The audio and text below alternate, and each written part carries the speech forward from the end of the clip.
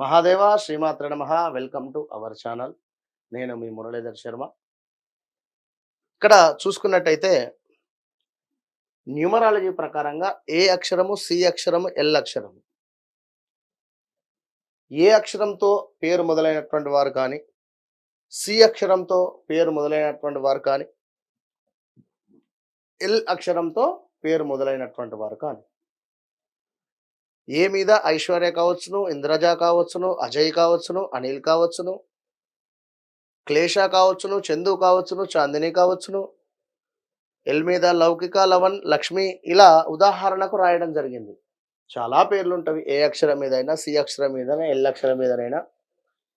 ఏ వ్యక్తికైనా కూడా ఇష్టమైనటువంటిది ఏమిటి అంటే వారి పేరు. విన్నరా? వారి పేరు అనేటువంటిది ఎంతో కూడా ఇష్టం వారికి. మరి అలాంటి పేరు గురించి మీరు ఎందుకు గురువు గారు ఇట్లా చెప్తున్నారు అనేటువంటి డౌట్ రావచ్చు మీకు. అయితే ఇక్కడ జన్మనామం వేరుంటుంది, వ్యవహారిక నామం వేరుంటుంది. మీరు పుట్టినటువంటి సందర్భంలో ఒక పేరు ఏర్పడుతుంది. మీరు జన్మనామం వేరే ఉంటుంది. మీకు మీ యొక్క పేరు ఏదైతే ఉంటుందో నామకరణము వారికి ఇష్టం వచ్చింది చేస్తూ ఉన్నారు. దీని వలన 2 రకాలుగా కూడా ఇబ్బంది ఎదురయ్యేటువంటి పరిస్థితి ఉంటుంది.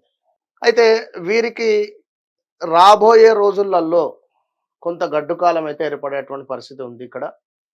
ఎలాంటి గడ్డు కాలము అనేటువంటిదంటే ఉదాహరణకు ఒక 40 ఇయర్స్ ఉన్నటువంటి వ్యక్తి ఒకసారి బ్యాక్ అంటే 2004, 2006లో ఎలాంటి సిచ్యువేషన్స్ ఎదుర్కొన్నారు అనేటువంటిది మీరు ఒకసారి అనలైజ్ చేసుకోండి మీరే.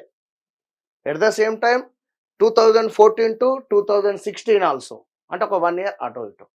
ఎవరైతే 40 సంవత్సరాలు ఉండేటువంటి వారు ఉన్నారో, 60 సంవత్సరాలు ఉండేటువంటి వారు ఉన్నారో, 2004, 2006 ఒక సంవత్సరం అటు ఇటుగా, 2014, 2016 ఒక 1 ఇయర్ అటు ఇటుగా ఎలాంటి సిచ్యువేషన్స్ మీరు అనుభవించారు? అప్పుడు బైక్ మీద నుంచి పడ్డారా?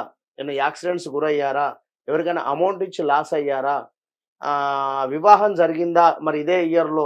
లేదా భార్యాభర్తలకు ఏమైనా గొడవలు ఏర్పడ్డాయా? లైక్ ఏమైనా జాబ్ లాస్ అయ్యారా? లైక్ ఏమైనా జాబ్ వచ్చిందా? బ్రేకప్స్ అయ్యాయా? ఇలాంటివి చాలా చాలా చాలా చాలా ఇబ్బందికరమైనటువంటి వాతావరణాలున్నవి. మీరేదో సంతోషానికి ఒకరి కారు తీసుకొని వెళ్ళి యాక్సిడెంట్‌కు గురయ్యిందా? లేదా మీ పేరు మీద ఉండేటువంటి కారు ఎవరైనా తీసుకువెళ్తే యాక్సిడెంట్ జరిగిందా? లేదా మీ మీద ఏమైనా అపనింద అయ్యిందా? లేదా మీ మీద ఏమైనా కేస్ ఫైల్ అయిందా? ఎట్లా ఉంటుందంటే కొన్ని సందర్భాలలో మీ పేరుతో ఉండేటువంటి వారే మరొకరుండి వారికి పోవాల్సినటువంటి ఫోన్ మీకు రావడం పోలీస్ స్టేషన్ నుంచి. ఫలానా వ్యక్తి మీ పేరు మీద ఉండేటువంటి, మీరు ఆల్రెడీ కారు అమ్మినా కూడా వారు రిజిస్ట్రేషన్ చేసుకోకుండా ఉండేటువంటి సందర్భంలో పోలీస్ స్టేషన్ నుంచి మీకు ఫోన్ వచ్చి మీ కారు యాక్సిడెంట్ అయింది, మనిషి చనిపోయాడు, మీరు అర్జెంటుగా రండి, వారికి నష్టం మీరు నష్టం చెల్లించాలి అంటే ఫీజులు అవుట్ అయిపోవు. ఇలాంటి సిచ్యువేషన్స్ కూడా ఎదురైన సందర్భాలు నేనేం చెప్పినటువంటి సందర్భాలలో. ఎంతగానో నమ్మినటువంటి వ్యక్తి నుండి మోసపూరితమైనటువంటి వాతావరణం కూడా ఏర్పడేటువంటి సందర్భాలు ఉన్నాయి. 1, 2 అని కాదు. కనుక చాలా జాగ్రత్తగా ఉండండి. రాబోయే రోజులలో కొంత గడ్డు కాలం ఉంది. వీరికి ఖచ్చితంగా కూడా ఎవరైతే మనం పేరు చెప్పి ఉన్నామో వీరందరికీ కూడా ఎంతో చురుకుదనము, ఉత్సాహము, వీరికి 70 ఏళ్ళు వచ్చినా కూడా ఉరికేటువంటి స్వభావం ఉంటుంది. అంటే ప్రతి పని కూడా ఎంతో స్పీడ్‌గా చేసేటువంటి పరిస్థితి. స్లోనెస్ అనేది చాలా తక్కువ కూడా ఉంటుంది. ఫాస్ట్‌గా చేసుకుంటూ పోతారు. మరి అలాంటి వీరికి సంబంధించినటువంటి పిల్లల రీత్యా మీకేమైనా ఇబ్బంది కలగబోతూ ఉందా? విన్నారా? ఇప్పుడు ఐశ్వర్య ఉందనుకుందాం.